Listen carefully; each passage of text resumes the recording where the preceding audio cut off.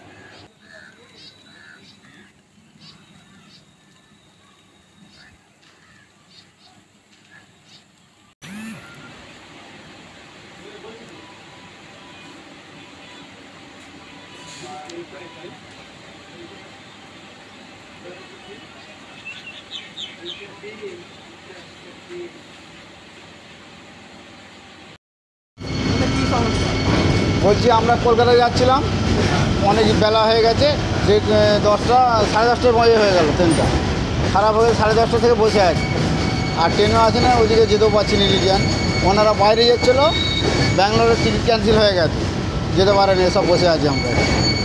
বুঝলেন, এখানে আছি প্রায় 2 ঘন্টা হবে না, 2 ঘন্টা 2.5 ঘন্টা হবে, 2 ঘন্টা হবে, 2 ঘন্টা সমস্যা হয়েছে। আমাদের লাইন মানে ট্রেন যদি ভালো, হ্যাঁ মানে ট্রেনগুলো নতুন দিলে একটু ভালো হয়। পুরনো। আপনার নাম? আমার নাম শেখ আলমগীর। তো বহুত সমস্যায় পড়ে গেছি।